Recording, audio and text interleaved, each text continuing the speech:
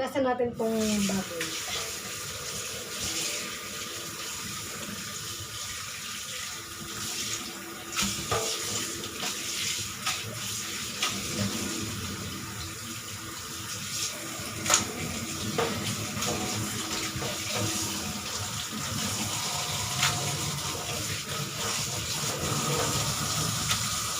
Yan, tapos guys, patiktikin muna natin. Ito na yung baboy. Para matanggal yung excess water.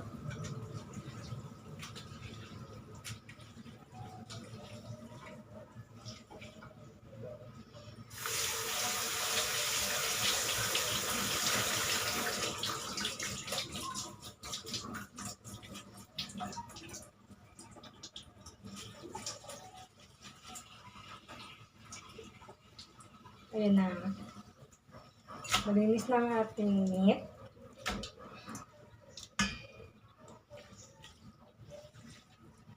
Matiktik na rin siya. At ito na ngayon ang ating meat. Hello, hello. Magluluto tayo ng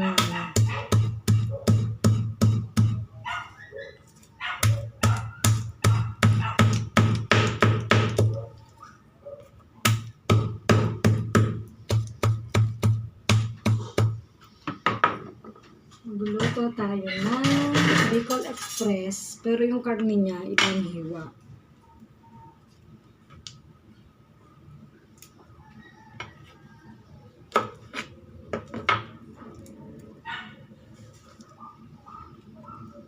This is a garlic o bawang. Dahil andito si Bunso, niluluto ko yung favorite niya. Favorite na kasi yung Bicol Express eh. Kaya lang, iba lang kasi yung hiwa ng baboy. Pero okay na rin yun. Para maiba. Parang pansangyo.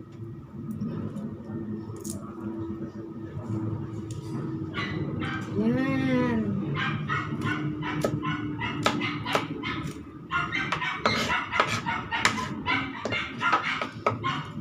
Sibuyas.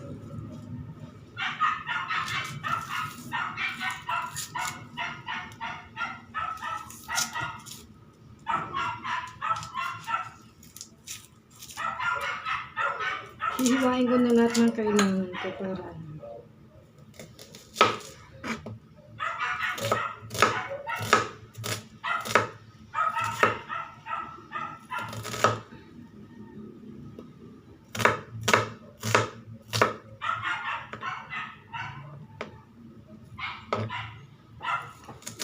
ito na siya. Ito na ang sibuyas. Wait a moment. Guluto na tayo. Medium high lang yung ano.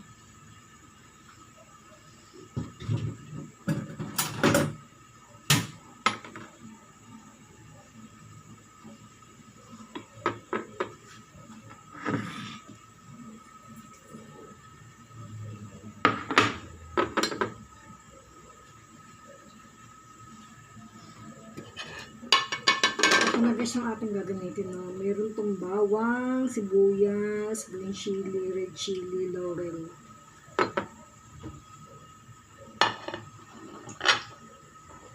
Lagyan natin ng konting mantika, siguro mga 2 spoon. Mainit na siya. Pwede natin lagay yung ating bawang.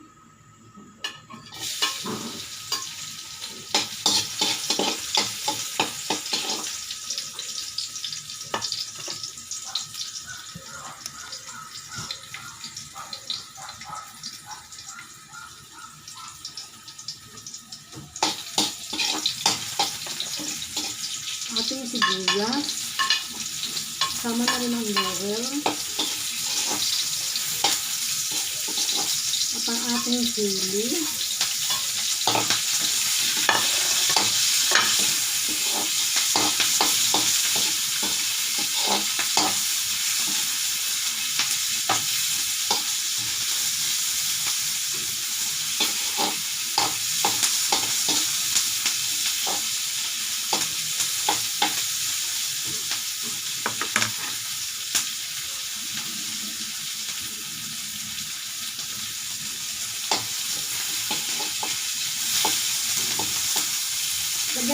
ating meat.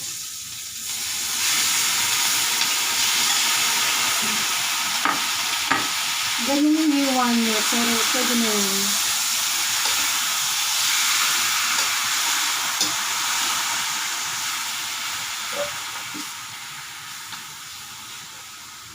Yan.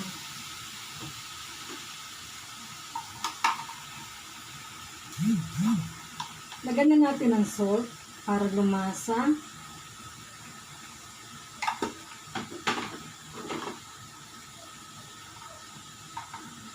Ground black pepper.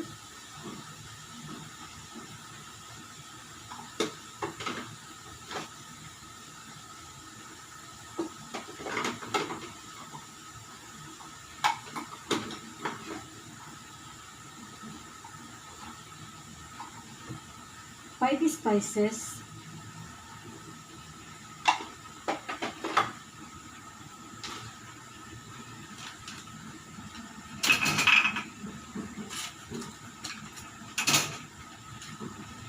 Lagyan natin ng rosemary leaves. Nakagawian ko ng maglagay ng mga herbs.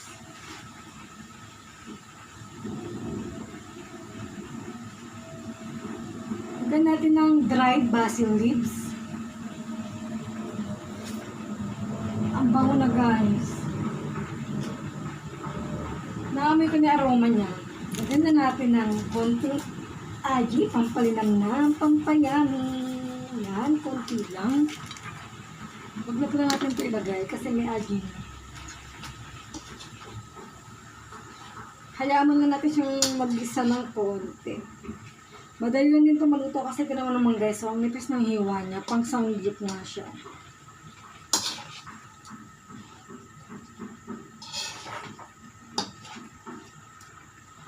Sana magustuhan ito ni James kasi favorite niya ito.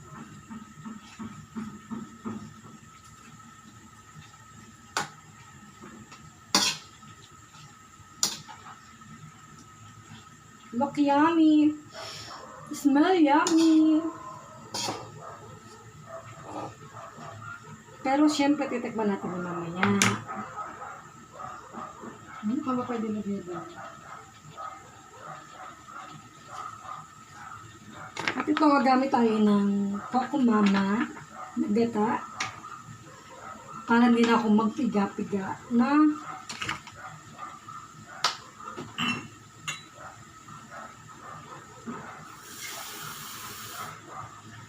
lagyan natin siya ng tubig para lumambot yung ating meat, yung ating karne.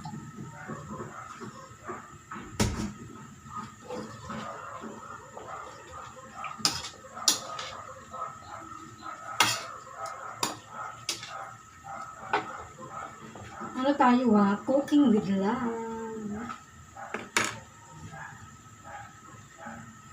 Pero hula ko konti pa yung asin niya. Dagdagan natin. Salt o asin.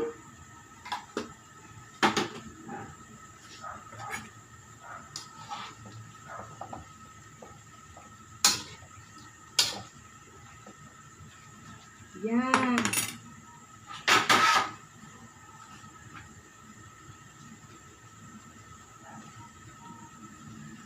And wait lang.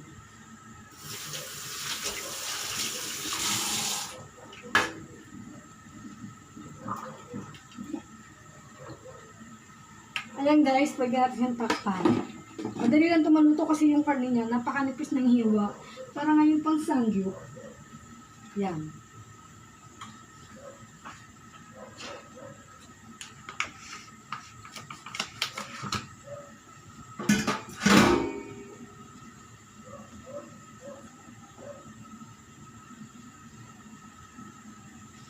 Guys, so kumukulo na siya, oh.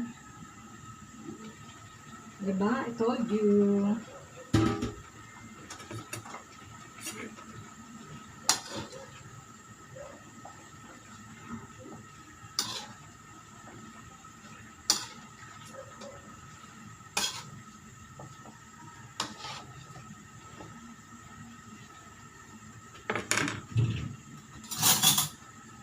Tikman natin. Alam mo to, dapat huwag maalat. Kasi pag nilagyan natin to ng gata, ano siya, yung parang umaalat siya.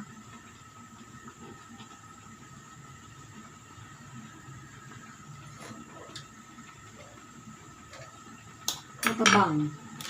So, dagdagan natin ng pampalinamnam. Dagdagan natin ng salt or asin.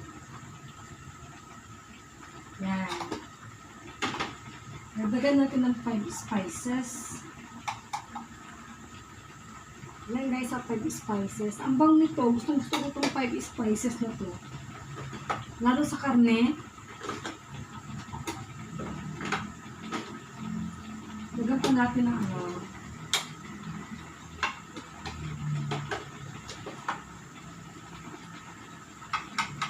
ng ground black pepper.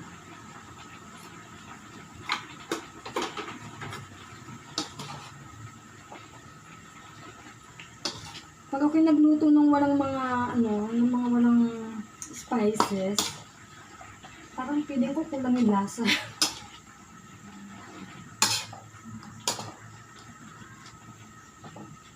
Yan. And then, tikman natin ulit. Gasan ko may kutsara.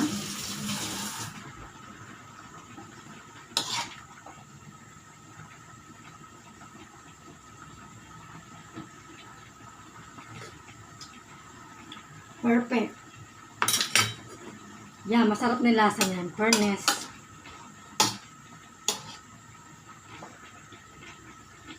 Siguro palambutin pa natin siya. Malambot na yung karne niya. Kaso nga, para sure, ano yung pa natin. Manipis lang siya, oh. Diba? Para siyang pansangyup. Diba guys? Ang nipis, oh.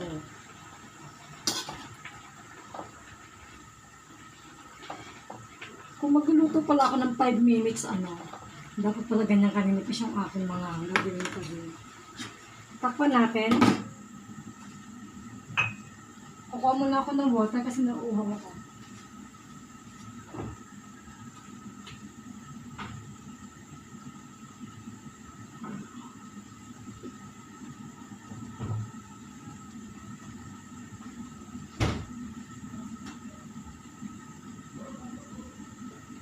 Guys, tinan mo kulong-kulo na siya, oh. Kahit may takip, nakikita kong kumukulo.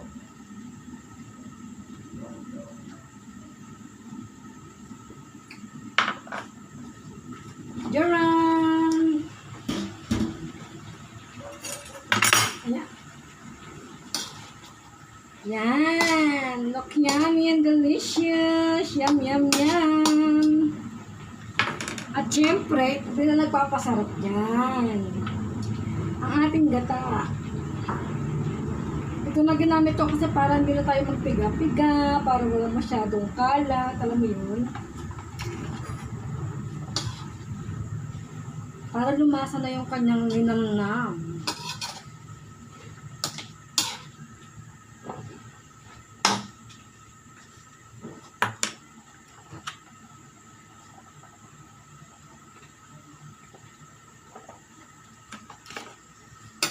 Masarap dito yung creamy.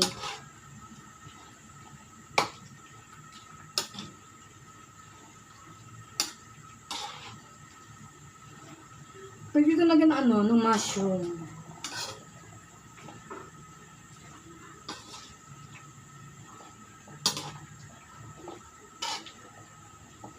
Para maiba lang. Kasi yung iba nilalagay sa Bicol Express yung Baguio beans. Dahil version ko to, pwede ko siyang lagyan ng mushroom. Sige, lagyan natin ng mushroom.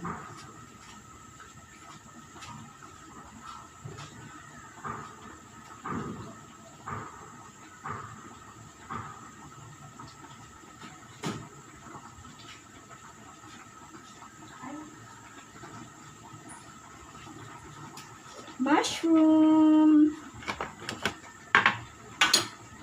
Wait lang guys ha.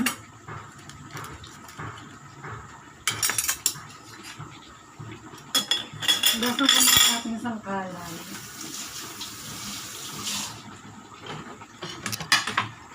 Ang ating plate.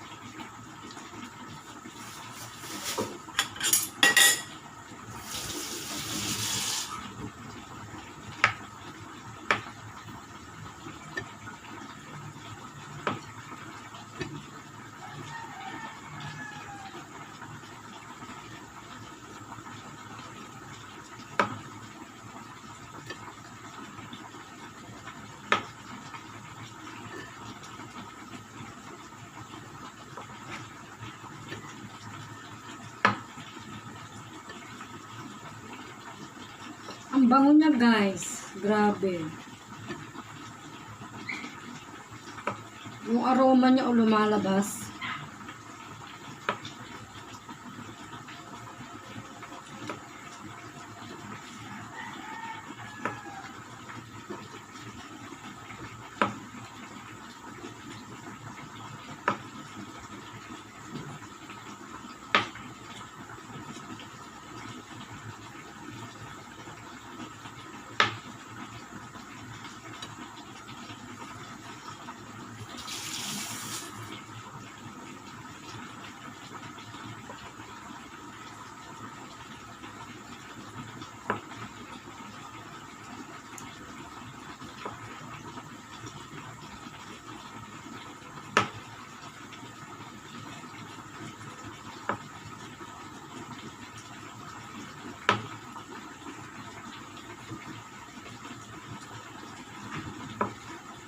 Yan, nahiwa ko na yung ating mushroom.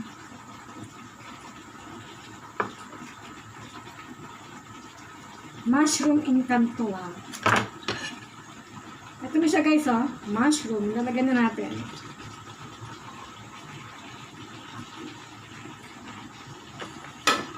At syempre, haluin natin.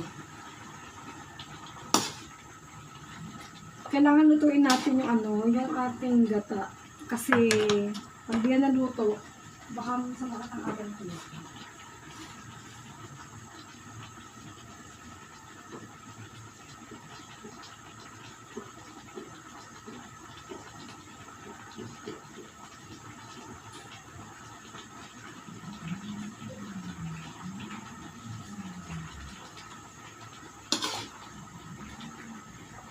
Look yummy, oh.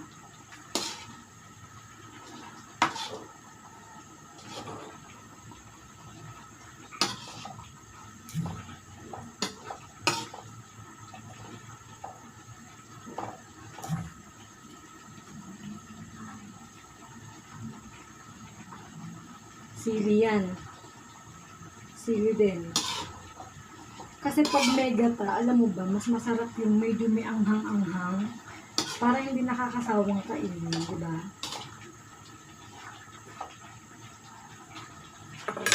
Actually, masisira lang ito eh. Lahat na natin.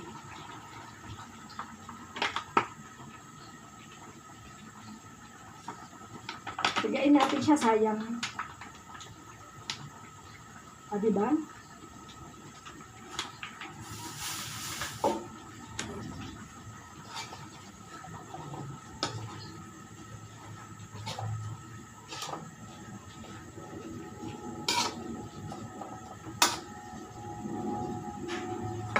Ang bango niya, in fairness. Malinis ang kutsara ko bago ito Ito sa tikman. Yung karne kasi teka, sabaw muna. Tikman natin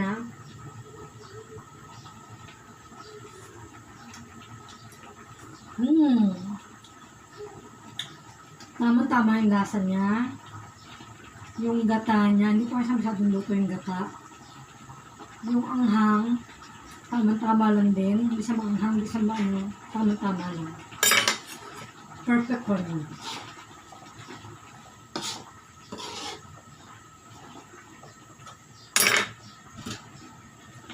Takpan ko muna guys. Babalikan ko yan. Ay, hindi. Muna pala akong water.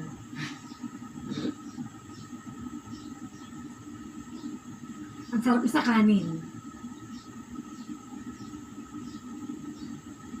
Pag naluto na yung gata niya, pwede nang kainin.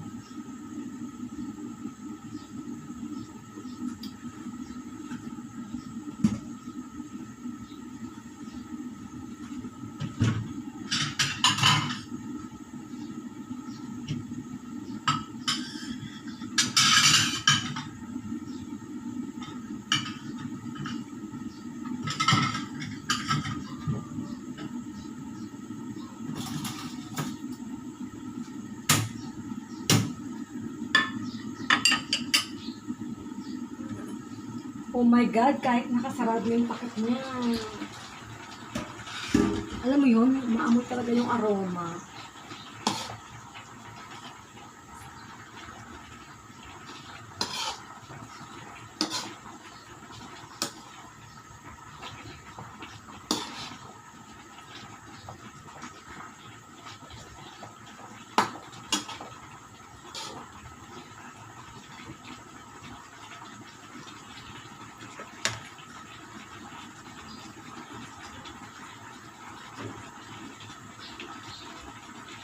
Actually, luto na to.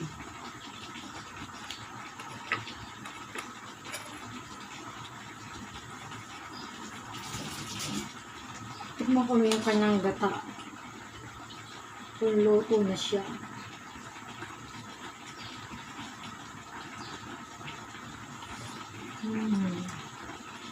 Sarap.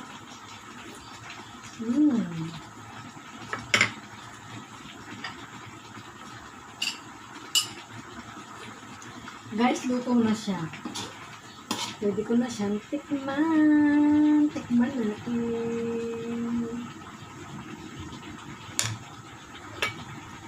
Lagyan natin ng konting sabaw. Saka syempre mushroom. Wow, sarap. Patayin ko na po. Ito na yung masarap na part. Tikman mo yung kakainin mo.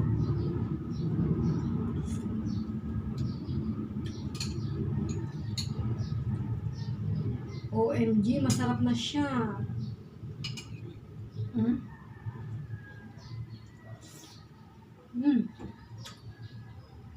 Sarap.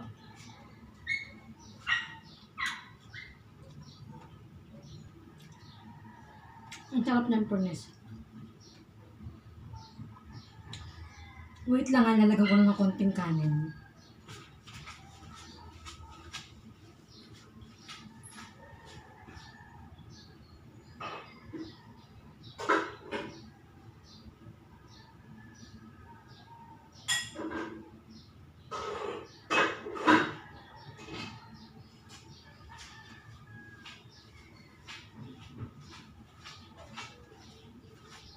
Dahil ayan, pwede na siya. Lagyan ng konting sauce. Kainin natin.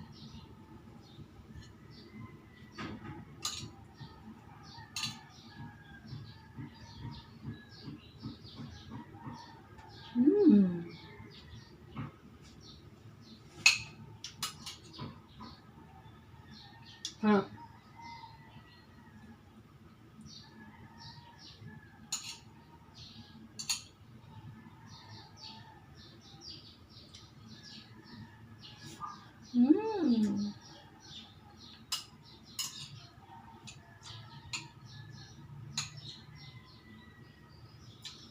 Sarap na guys. Panalo.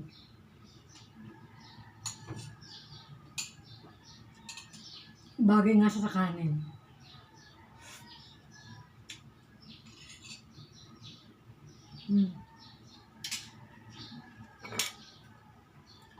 Lagyan din ng konting mushroom. Konting sauce.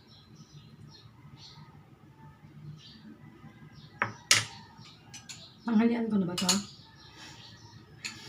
Mukhang mapaparami ako ng kain. Ang sarap ng sauce niya.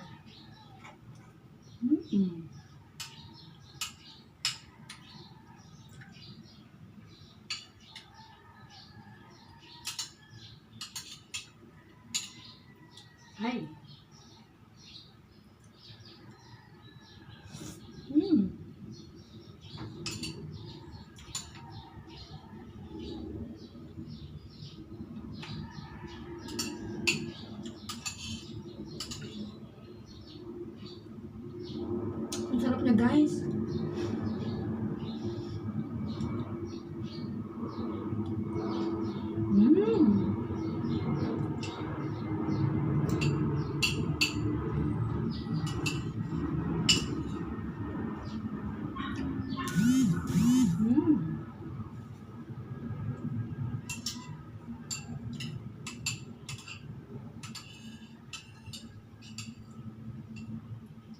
Kainin natin to.